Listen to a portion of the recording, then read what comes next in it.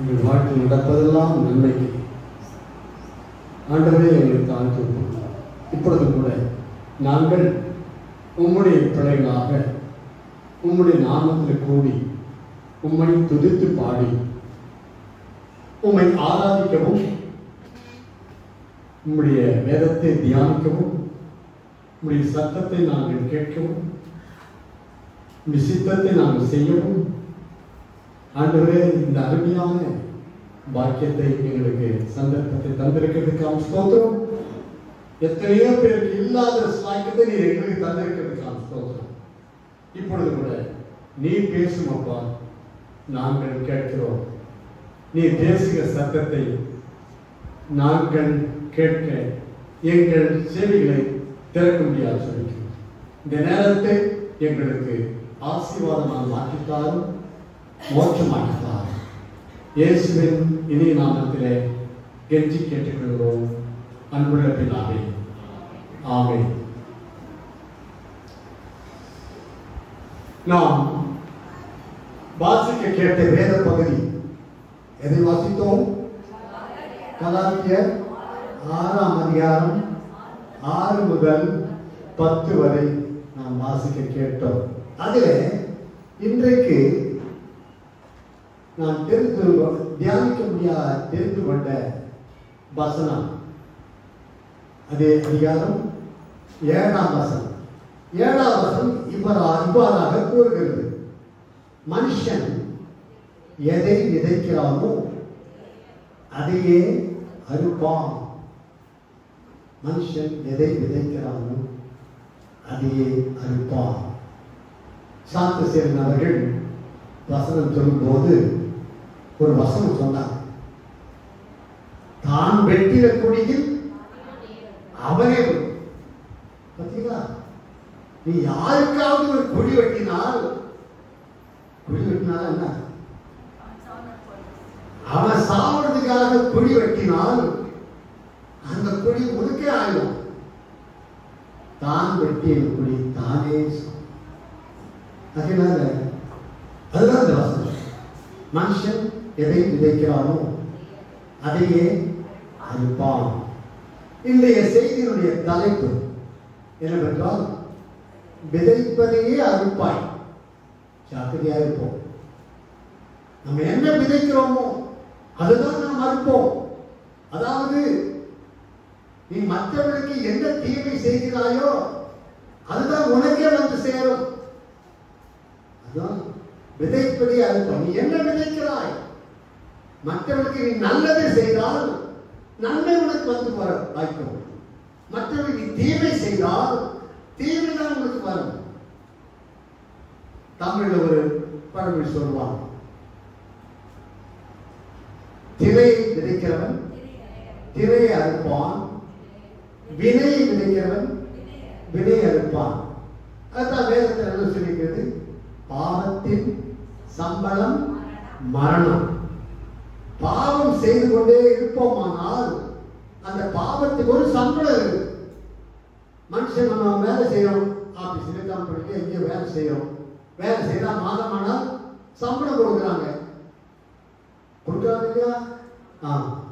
அதுபோல நாம் செய்கிற ஒவ்வொரு பாவத்துக்கும் சம்பளம் இருக்கிறது. அது என்ன சம்பளம்? மரணம். மரணம் என்றால் என்னது? மரணம் நரகம். இரண்டாம் மரணம் எல்லாரும் தான் மறிக்க போகிறோம். அந்த மரணத்தை சொல்லலாங்க. எல்லாரும் ஒரு நாள் மறிக்கத்தான் போகிறோம். இங்கு அந்த மரணத்தை சொல்லவில்லை. இரண்டாம் மரணமாகிய அக்னியும் கந்தகம் எரிகிற கடலிலே பண்டடைவான் என்று கூறும். ஆகினால நாம் ரொம்ப ஜாக்கிரதையா நம்ம எதை விதைக்கிறோம்?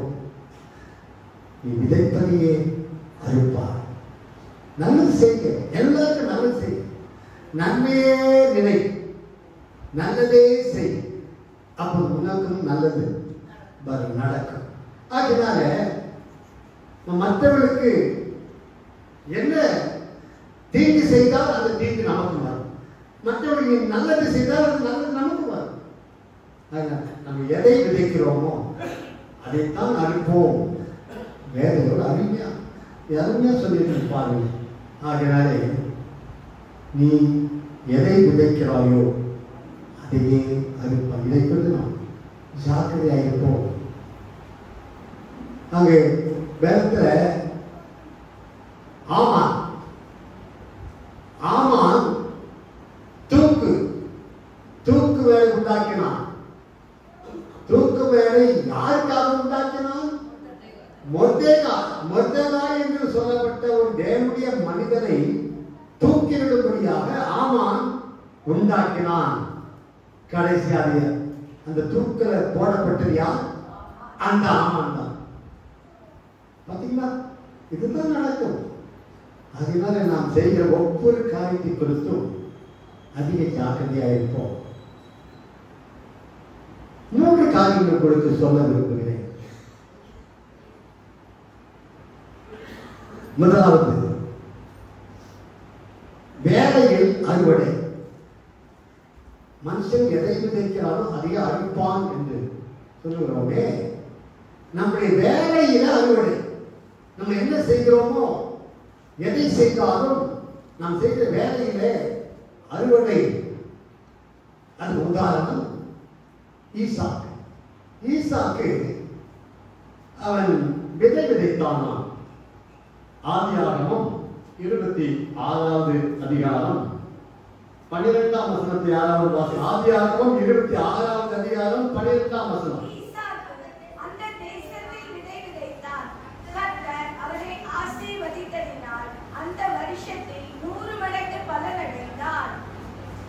எல்லாரும் சேர்த்து வாசிப்பாங்க. ஈசாக்கு அந்த தேசத்திலே விதை விதைத்தான். கர்த்தர் அவனை ஆசீர்வதித்தார். அந்த வருஷத்தில் 100 மடங்கு பலன் அடைந்தான். பாத்தீங்களா? ஈசாக்கு விதை விதைத்தான். பலன் எவ்வளவு கிடைச்சது? 100 மடங்கு. என்ன காரணம்? எப்படி அவருக்கு கிடைச்சது? ஈசாக்கு இருந்த சில நல்ல குணங்கள் இருந்தது. அதனால 100 மடங்கு பலன். அதனால வேலை, அவன் செய்த வேலையில பலன் கிடைத்தது. நம்முடைய வாழ்க்கையில நாம் எந்த வேலை, இந்த கம்பெனியில் வேலை செய்கிறோமா, ஆபீஸ்ல வேலை செய்கிறோமா, ஸ்கூல்ல வேலை செய்கிறோமா, வேற எங்கேயாவது வேலை செய்கிறோமா, எங்கே வேலை செய்தாலும் சரி, நாம் எப்படி இருக்கிறோமோ அப்படித்தான் நாம் உயர்த்தப்படுவோம். இந்த ஈசாக்கு முதலாவது அங்கே என்ன பண்ணோம்? அங்கே அவன் மேல பெலிஸ்தெல்லாம் பொறாமை கொண்டார்கள். அதெல்லாம் ஒவ்வொன்றா வாசிக்க நமக்கு நேரம் இல்லாது. அந்த அந்த பகுதி தொடர்ந்து நீங்க வாசித்தால் அவன் பாருங்க, அவன் பரிமாணம், அவன் ஐஸ்வர்யவனாகி வர விருத்தி அடைந்து மகா பெரியவனானான். கர்த்தர் நம்ம அப்படிதான் ஆசீர்வதிக்க வேண்டும் என்று விரும்புகிறார். அப்படிதான் நம்மை உயர்த்த வேண்டும் என்று விரும்புகிறார். கர்த்தருடைய வசனத்துக்கு நாம் கீழ்ப்படியும். கர்த்தர் வழி இருக்குது. கர்த்தருடைய வழி சொல்லி வைத்திருக்கிறார். ஈசாக்கு விரோதமாக பெலிஸ்தர் எழுப்பி அவங்க விரோதமாக செய்தார்கள். அவன் தகப்பனாகிய ஆபிரகாமின் நாட்களில் அவனுடைய வேலைக்காரர் வெட்டின துருப்புகளை எல்லாம் தூத்து மண்ணினால் நிரப்பி போட்டார். பொறாமையினாலே அப்படி செய்தார்கள். 14ஆம் பகுதியிலே பெலிஸ்தர் அவன் பேரில் பொறாமை கொண்டு இப்படி செய்தார்கள். பொறாமை. நம்ம எவ்வளவு பேர் பொறாமை கொள்கிறார்கள். நம்ம நல்லா இருக்கிறது மற்றவங்க பிடிக்காது. நம்ம கொஞ்சம் நல்லா இருந்தா அநேக பொறாமைக்கு அப்படிதான் ஈசாக்கு மேல பொறாமை கொண்டார்கள். ஆனா துருத்து போட்டார்கள். தொடர்ந்து கிணறு அவங்க தோன்ற ஈசாக்கு உரிய கிணறு அதை தூர்த்து போட்டார்கள். அதனால அவங்களுக்கு என்ன லாபம்? தூர்த்து போனதுனால எனக்கு என்ன லாபம்? என்ன பிரயோஜனம்? பொறாமையினால செய்தார்கள். ஆனால் ஈசாக்கு பதிலுக்கு பதில் செய்யவே இல்லை. அது எதிராக எதுவும் செய்யவில்லை. ஒன்றும் பேசவும் இல்லை. பொறுமையோடே இருந்தான். அவன் ஈசாக்கு வாழ்க்கை பொறுமை இல்லை. இரண்டாவது ஈசாக்கு வாழ்க்கையில் என்ன இருந்தது? அங்கே 20வது வசனத்தை வாசிங்கள். கேதாரு மேய்ப்பர் இந்த தண்ணி தங்களுடையது என்று சொல்லி ஈசாக்குடைய மேய்ப்பருடனே வாக்குவாதம் பண்ணினார்கள். அவர்கள் தன்னோட வாக்குவாதம் பண்ணினபடியால் அப்போ ஈசாக்குடைய துறவை அவர்கள் தங்களுடைய துறவை என்று சொல்லி வாக்குவாதம் பண்ணினார்கள். அதை விட்டு கொடுத்தான். பாத்தீங்களா? விட்டு கொடுத்தான். நம்ம பொருளை யாராவது எடுத்துக்கொள்ள வேண்டும் என்று விரும்பினால் நம்ம என்ன செய்யணும்? விட்டு கொடுக்கணும். ஏன் சப்தம் சொல்ல உங்களுடைய வஸ்திரத்தை யாராவது கேட்டா வஸ்திரத்தை கொடுத்துரு. ஒரு கணத்தில் அரைத்தால் இன்னொரு கணத்தை ஒரு மைல் தூரம் நடக்க சொன்னான். நீ 2 மைல் தூரம் நடக்க. விட்டு கொடுத்து விடு. நம்ம விட்டு கொடுத்து அதனால அவன் வாக்குவாதம் பண்ணக்கூடாது, கோர்ட்டுக்கு போகக்கூடாது. நம்ம பொருளை யாராவது கோர்ட்டுக்கே போகக்கூடாது. வாக்குவாதம் பண்ணக்கூடாது, சண்டை போடக்கூடாது. விட்டு கொடுத்து விடு. நம்ம விட்டு கொடுத்ததுனாலே என்னுடைய சபைக்குள்ள ஒருத்தர் எடுத்துக்கிட்டாரு. நான் ஆரம்பிச்சேன், அவனுக்கு சம்பளம் கொடுத்து நான் வச்சிருந்தேன். அந்த சபையை அவங்க எடுத்துக்கிட்டாங்க, என்ன போக சொல்லிட்டாங்க. பார்த்தீங்களா? விட்டு கொடுத்துட்டேன், விட்டுட்டு வந்துட்டேன். அதனால கத்தையை நான் கெட்டு போயிட்டுனா கத்தையை வைத்திருக்கிறார், ஆசீர்வாதமாக வைத்திருக்கிறார். அதனால நான் விட்டு கொடுத்தேன், வாக்குவாதம் பண்ண வேண்டாம்.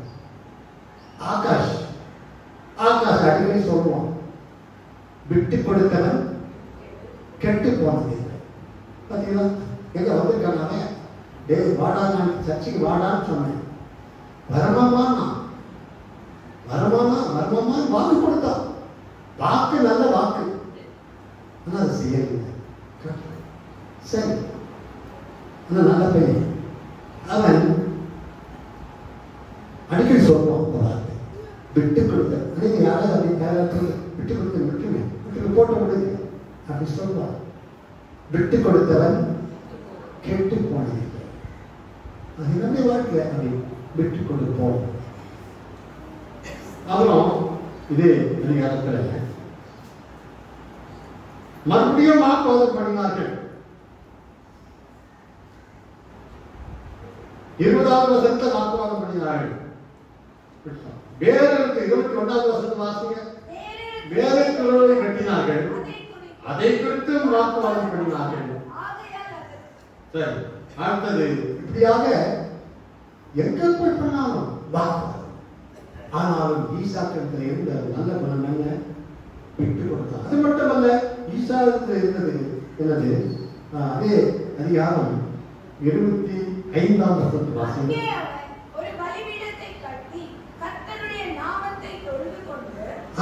ஈசாக்குக்கு இடத்துல இருந்த ஒரு நல்ல பழக்கம் என்னவென்றால், எப்பொழுதுமே எங்கேயாவது போற இடத்துல ஒரு பலிபீடத்தை கட்டி கர்த்தரை தொழுது கொண்டார். கர்த்தரை ஆராதிப்பது, கர்த்தரை தொழுது கொள்கிற ஒரு பழக்கம் நமக்கு இருக்க வேண்டும். தேவனுடைய ஆலயத்துக்கு வருவதை விட்டுவிடக் கூடாது. ஞாயிற்றுக்கிழமை ஆராதனை என்றால் அந்த ஆராதனைக்கு தான் வரணும். அதை விட்டுட்டு நீ வேற எங்கேயும் போக கூடாது. கல்யாணமோ, கால் குத்துறதோ, மூக்குத்துறதோ, எந்த இதுக்கும் போகக்கூடாது. எந்த இதுக்கும் வேற இது வந்துட்டு அதுக்கப்புறம் எங்க வேணா போக கண்ட இடத்துக்கு போகக்கூடாது. நல்ல இடத்துக்கு போகணும். நல்ல இடத்துக்கு கூட ஆராதனை விட்டுட்டு போகணும். ஆராதனை வந்து விட்டு தான் செல்ல வேண்டும். அப்புறம் இந்த ஈசாக்கு இன்னும் நல்ல பணம் இருந்தது. அவன் சாட்சி உள்ளவனாக இருந்தான், சாட்சி உள்ள வாழ்க்கை இருந்தான். 28வது வசனத்தை வாசிங்க. நிச்சயமாய் கர்த்தர் உம்மோடு கூட இருக்கிறார் என்று கண்டோம். மக்கள் என்ன கண்டு கொண்டார்கள்? ஈசாக்கோடு கூட கர்த்தர் இருப்பதை கண்டு கொண்டார்கள். அப்படின்னா என்ன அர்த்தம்? அவன் நல்ல சாட்சி, நல்ல சாட்சியுள்ளவனாக இருந்தான். நம்முடைய வாழ்க்கை ஒரு நல்ல சாட்சியுள்ளதாக இருக்க வேண்டும். இன்னும் ஈசாக்கிடத்துல அங்கே என்ன எல்லாருக்கும் சமாதானமாக இருந்தான். 29வது வசனத்தை வாசிங்க.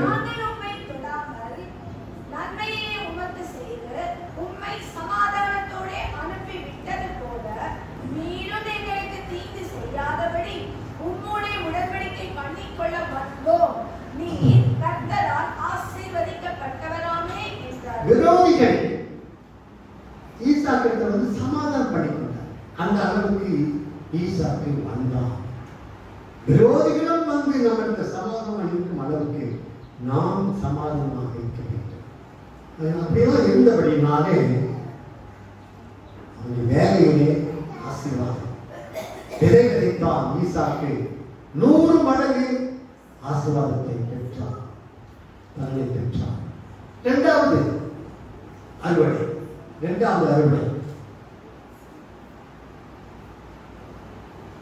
ஜெபிப்பதில் அறுவடை. ஜெபிக்கிறதுல அறுவடை.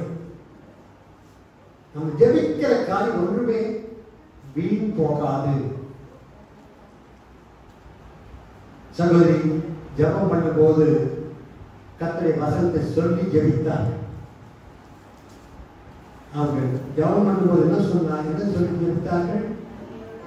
கண்ணீரோடு விதைக்கிறவன் கம்பீரத்தோடு அறுப்பான். கண்ணீரோடு இதை நான் சொன்னா ஏராளமான சாட்சி சொல்ல முடியும். அனுபவத்திலிருந்து எத்தனையோ முறை கர்த்தரை பார்த்தேன். நான் கண்ணீரோடு இருந்து ஜெபம் பண்ணினதுனாலே கம்பீரத்தோடு அறுக்க முடியாத கர்த்தர் உதவி செய்தார்.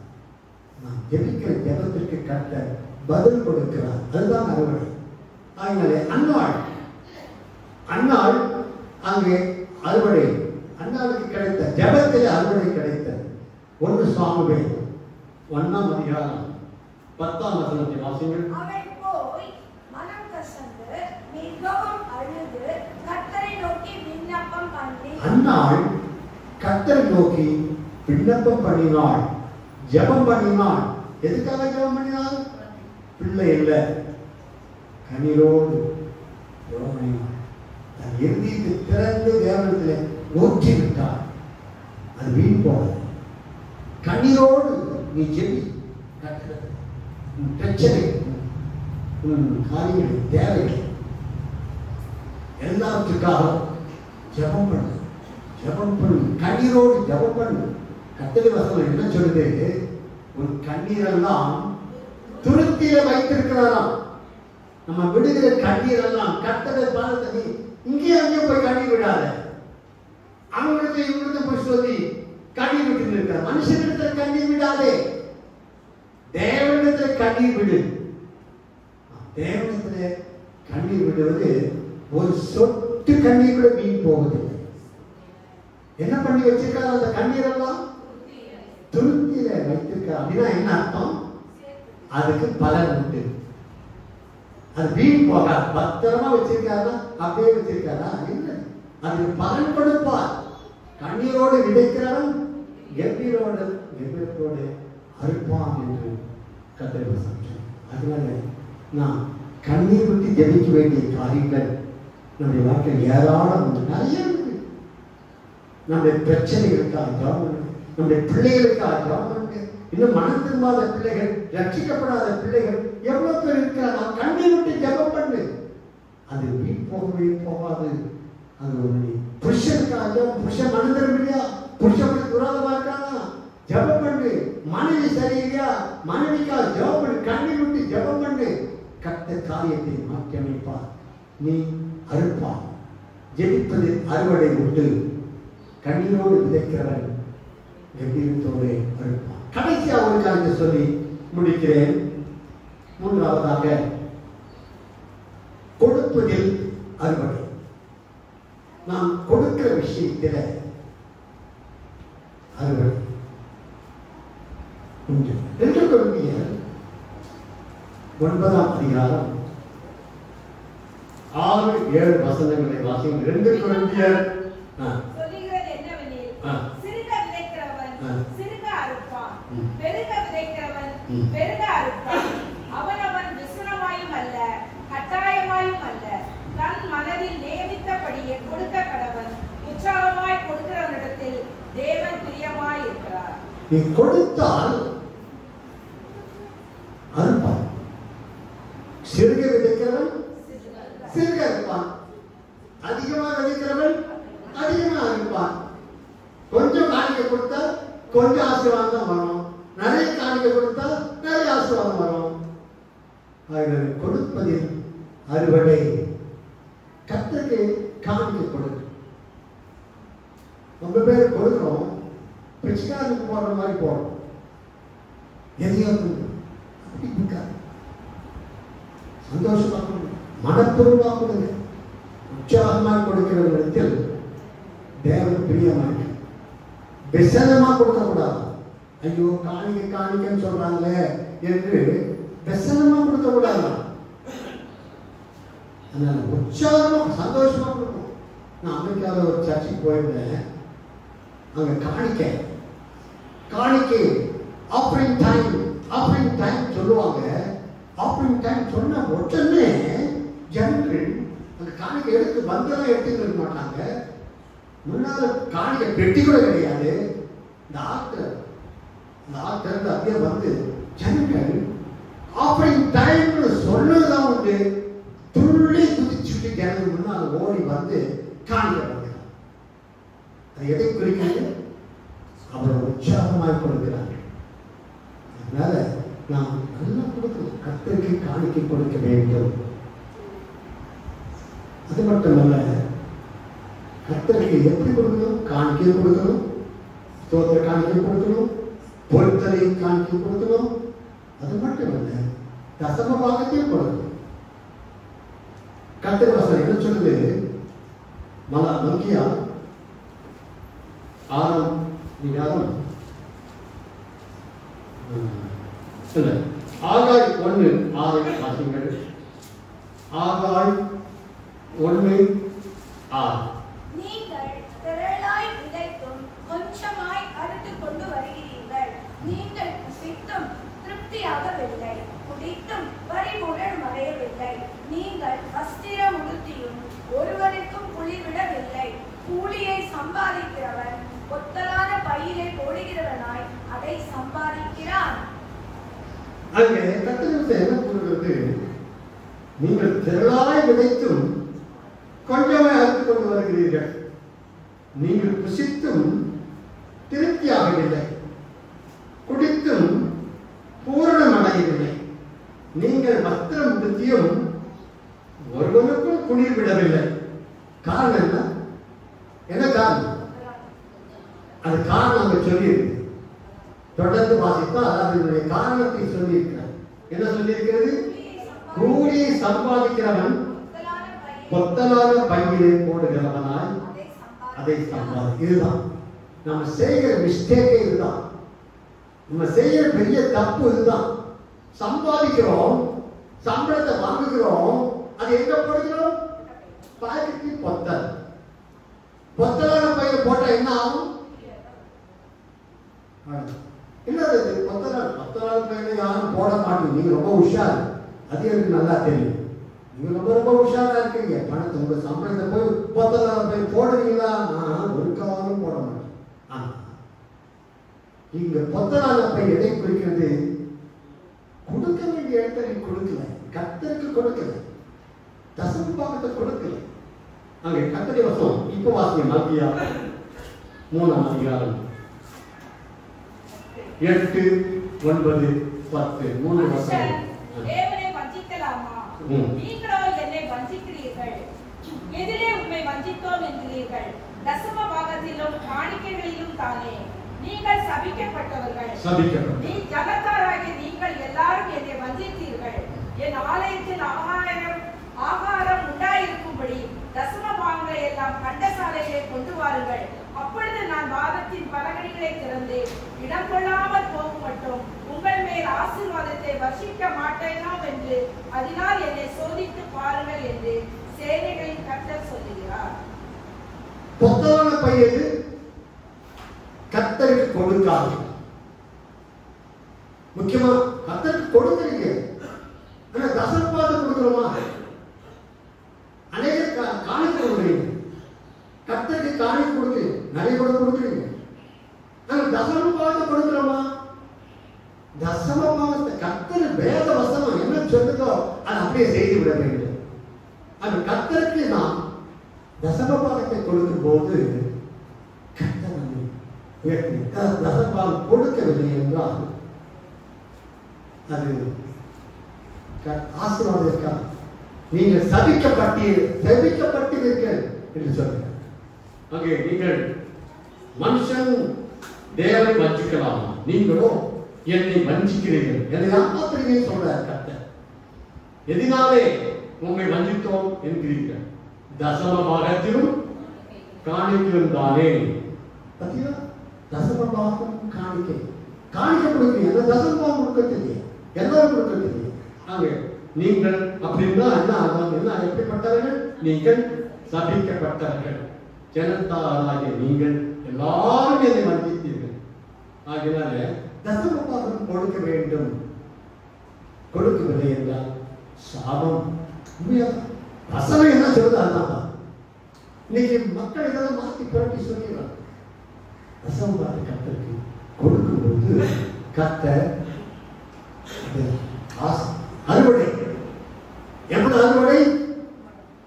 10ஆம் வசனம், என் ஆலயத்தில் ஆகாரம் உண்டாயிருக்கும்படி தசமபாகங்களை எல்லாம் பண்டசாலையில் கொண்டு வாருங்கள். அப்பொழுது நான் வானத்தில் பலகணிகளை திறந்து இடம் கொள்ளாமல் போக மட்டும் உங்கள் மேல் ஆசீர்வாதத்தை ஸ்பர்சிக்க பண்ணுவேனோ என்று அதனால் என்னை சோதித்து பாருங்கள் என்று சேனைகளின் கர்த்தர் சொல்லுகிறார்.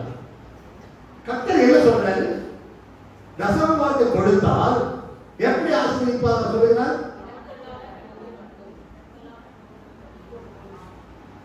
எப்படி ஆசீர்வதிப்பு சொல்றாரு? வானத்தின் பலகணிகளை திறந்து இடக்கொள்ளாமல் போக மட்டும் ஆசீர்வாதத்தை கர்த்தர் அதில் வச்சிருக்கிறார். தமிழ்ல ஒரு பழமொழி சொல்லுவாங்க, கொடுக்கிற தெய்வம் கோழைய பிச்சுக்கிட்டு. அந்த வசனம் பத்தி எவ்வளவு கரெக்டா இருப்பாரு. அப்போ நீங்க தசமபாகத்தை கொடுத்து பாருங்க, கர்த்தர் உயர்த்துவார். ஆமா, கர்த்தர். நான் பைபிள் காலேஜ் படிக்கும் போது ஃபீஸ் கட்டி படித்தேன். நம்ம பைபிள் காலேஜ் எல்லாம் இலவசம், ஃபீஸ் யாரையும் வாங்கல. நான் படித்த பைபிள் காலேஜில் ஃபீஸ் கட்டி படித்தேன். ஃபீஸ் கட்ட பணம் இல்லை, ரொம்ப கஷ்டப்பட்டேன். சரி, ஃபீஸ் தான் கட்டணும். அவங்களும் ஒன்றும் கட்டாயப்படுத்தலையாங்க, ஃபீஸ் கட்டி தான் ஆகணும்னு ஒன்றும் கட்டாயப்படுத்தலை. ஆனால் எனக்கு மனசாட்சி குத்துதே, ஐயோ நம்ம ஃபீஸ் கட்டலையே பணம் இல்லையே. என்ன ஆச்சுன்னா, எங்கள் அம்மா வந்து ரெகுலராக மாதம் ஃபீஸு எனக்கு அனுப்ப சொல்லி எங்கள் அண்ணன் நாடு கொடுத்தாங்க. அவ்வளோ அவர் சாப்பிட்ட பாசமாக பூசு வேலை பண்ணுறாங்க, மறந்துட்டாங்க. அப்போ சரி மறந்துட்டாரோ, அது மறந்துட்டாரும் ஒரு வாட்டி பார்ப்பாங்க, மாதமாக இருப்பாங்க. சரி அவங்க பண்ணு, எனக்கு ஃபீஸ் கட்ட பண்ணேன். சரி, லெக்சர்லாம் பைபிள் காலேஜே என்ன வரி கட்டாயம் பண்ண கட்டிதான் கட்டிக்கிட்டே இருந்தேன். சரி, எப்படியோ போட்டுக்கிட்டே இருந்தேன், சகிச்சுட்டே இருந்தேன். அப்புறம் குளிக்கிறதுக்கு சோப்பு இருக்க, குளிக்கிறதுக்கு என்ன பண்ணுவேன்? சோப்பு இருக்க. என்ன பண்ணுவேன்? வெறும் தண்ணியை ஊற்றிட்டு குளிப்பேன். சரி, அப்போ துணி எப்படி துவைக்க? துணி துவைக்க சோப்பு இருக்க, சோப்பு வாங்க காசு கிடையாது. துணி எப்படி துவைச்ச தெரியுமா? மற்ற ஸ்டூடெண்ட்லாம் துணி துவைச்சிட்டு அப்படியே போட்டுருவாங்க பாருங்க. துணி சோப்பு கடைசியா மீந்துச்சானா கடைசி சோப்பு துணி சோப்பு அப்படியே போட்டுருவாங்க பாரு. அதை துணி துவைக்க ஸ்டூடெண்ட் எல்லாம் துவைக்கு லைனா துணி துவைக்கிற கல்லுங்க இருக்கும், கருக்கல்லுங்க லைனா இருக்கும். அதெல்லாம் துவைப்போம். துவைச்சிட்டு மீதி சோப்பை போட்டுருவாங்க. நான் என்ன பண்ணுவேன்? அந்த சோப்பெல்லாம் ஒன்று பொறுக்கி எடுத்து சேர்த்து என் துணி எடுத்து வச்சு போட்டோம். இப்படி கஷ்டத்தில் இருக்கும்போது தான் கர்த்தர் என்னோடு பேசினார். பைபிள் காலேஜ் சாப்பல்ல ஒரு லெக்சரர், ஒரு பாஸ்டர் பிரசங்கம் பண்ணும்போது அவர் சொன்னார், நீ தசமபாகம் கொடுத்துப்பா, கர்த்தர் உன்னை ஆசீர்வதிப்பார், கர்த்தர் உன்னை உயர்த்துவார் என்றெல்லாம் சொல்லி அவர் பிரசங்கம் பண்ணார். அந்த பிரசங்கத்தை கேட்டு அந்த சாப்டர்லேருந்து வெளியே வந்தேன். மணியாடுவது என்ன 7 பேருக்கு மணியாடு, எனக்கு எப்பவுமே யாரும் மணியாடு பணம் அனுப்புறதே கிடையாது. அவங்க இந்த எனக்கு இப்போ ஃபீஸ் கட்டத்துல அவங்க பைபிள் காலேஜுக்கு அனுப்பிடுவாங்க. நான் எனக்கு வராது மணியாண்டு. எனக்கு எப்போ மணியாண்டு வந்தது. மணியாண்டு வந்ததுன்னு பார்த்தா ஒரு பாஸ்டர் அனுப்பியிருக்கிறேன். ரெவரண்ட் விக்டர் ஜோசப் ஐயா. அவர் ஈசிஐயில் ஐயராக இருந்தார். இப்போ இறந்துட்டார். அவருக்கு என்ன ரொம்ப பிடிக்கும். ஆனால் அப்படி கூட எப்பவும் எனக்கு அனுப்புறது கிடையாது. அதான் ஒருமுறை அதான் கடைசி அனுப்பினார். அப்போ கர்த்தருக்கு ஸ்தோத்திரம் பண்ணியே. அப்ப நான் என்ன செய்யணும்? தசம கொடுக்கணும். கர்த்தர் பேசினார் தசம கொடுக்க சொல்லி. நான் என்ன பண்ண தசமத்தை கொடுத்துட்டேன். அன்னைக்கு இன்னைக்கும் நான் தசமமாக கொடுத்து கொண்டே இருக்கிறேன். கர்த்தர் நான் கை போயிட்டா என்னை விட்டுட்டாரா? என்னை கைவிட்டார கர்த்தர் என்னை உயர்த்தி வைத்திருக்கார், ஆசீர்வதித்திருக்கார். The Colgate paste எதுக்கு தெரியும்? Colgate paste யார் எத்தனை பேர் பார்த்துருக்கீங்க? எல்லாரும் Colgate தெரியாதவங்க யாரும் இருப்பாங்களா?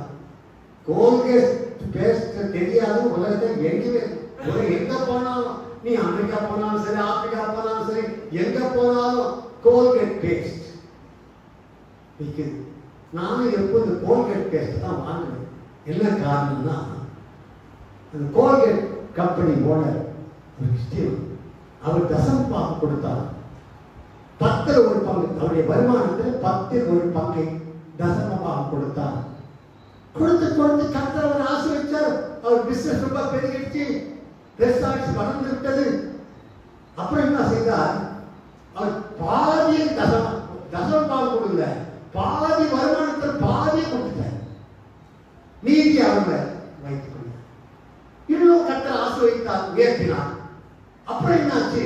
ரொம்ப ஆசீர்வாதம் வந்துச்சு. கர்த்தர் அவரை இன்னும் ரொம்ப ஆசீர்வதித்தார். அப்புறம் என்ன பண்ணாரு?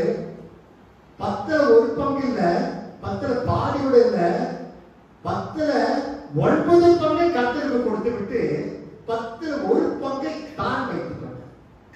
இப்படி அவர், அதனால்தான் அந்த Colgate பேஸ்ட் எனக்கு ரொம்ப பிடிக்கும். அதனால எப்போ அந்த Colgate பேஸ்ட்டை தான் நான் வாங்குறேன். அப்போ இது கர்த்தருக்கு கொடுக்கும் போது அதை நான் கர்த்தரைய தர்மம் பார்த்து எங்க கொண்டாந்து கொடுக்கணுமா? தேவனுடைய ஆலயத்தில், கர்த்தருடைய ஆலயத்தில் வந்து கொடுக்கணும். இன்னைக்கு அநேகர் என்ன பண்றாங்க? தசம பார்த்து எடுக்கிறாங்க. வருமானத்தை 10 ஒரு பங்கு தசம பார்த்து காணிக்கை எடுத்து என்ன பண்றாங்க தெரியுமா? அங்க கொடுக்குறாங்க, இங்க கொடுக்குறாங்க, ஏழைகள் கொடுக்குறாங்க, பல ஊழியர்களுக்கு கொடுக்குறாங்க. தசம பாகத்தை பங்கு போட உனக்கு என்ன உரிமை இருக்கு? தசம பாகத்தை நீ என்ன பங்கு போடுறது? தசம பாகத்தை நீ பங்கு போடவே கூடாது, அதுல கை வைக்க கூடாது. 10 ஒரு பங்கை கர்த்தர் என்ன சொல்றாரு? 9 பங்கை நீ வைத்துக்கொள், ஒரே ஒரு 10 ஒரு பங்கை மட்டும் எனக்கு கொடு என்று சொல்கிறார். பிரிச்சு கொடுக்க கூடாது. ஏழைகள், நீங்க அநேகர் என்ன சொல்றாங்க தெரியுமா? ஏழைகளுக்கு கொடுக்கணும். தசம பாகம் எத்தனை ஏழைக்கு கொடுப்ப? நீ கர்த்தருக்கு கொடுக்க வேண்டிய தசம பாகத்தை கர்த்தருடைய ஆலயத்துக்கு கொண்டு வந்து வைத்து விடு.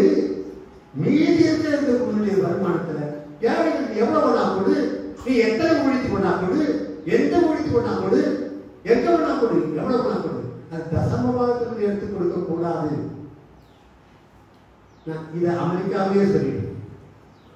அமெரிக்காவே சிலர் சபைகளில் சொல்லுது, தசம பாகத்தை எடுத்து எனக்கு கொடுக்காதீங்கன்னு சொல்லுது. எனக்கு காணிக்க கொடுப்பாங்க, உங்கள் தசம பாகத்தை எனக்கு தயவு செய்து காணிக்க கொடுக்காது. தசம பாகத்தை சர்ச்சில் தான் கொடுக்கணும்.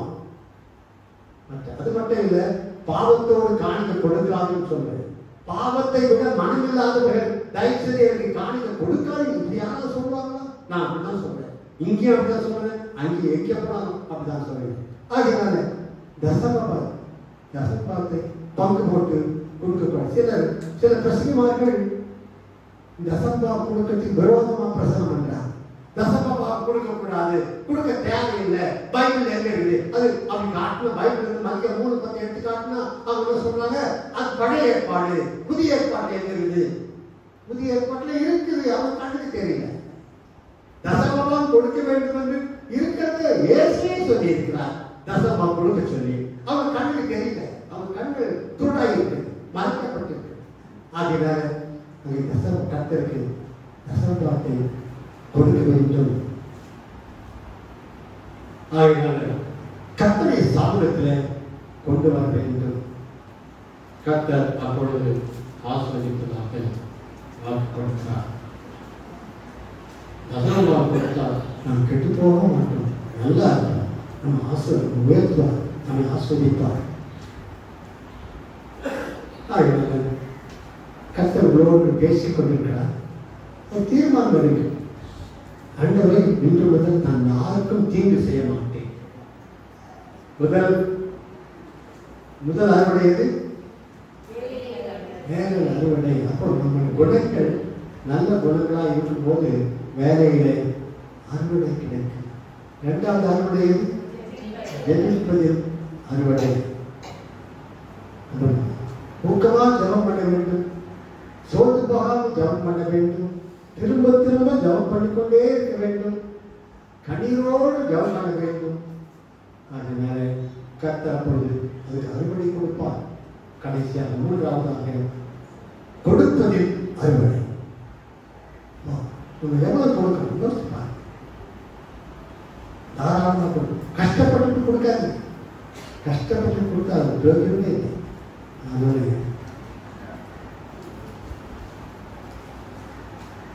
மனுஷன் எதை விதைக்கிறானோ அதையே அறுப்பான். நீ விதைப்பதையே நீ அறுப்பாய். ஆகினால ஜாக்கிரதையாக கண்கள் முடிவதற்கு நாம் ஜபங்களும் தேவ சமூகத்தில் பார்க்கிறோம்.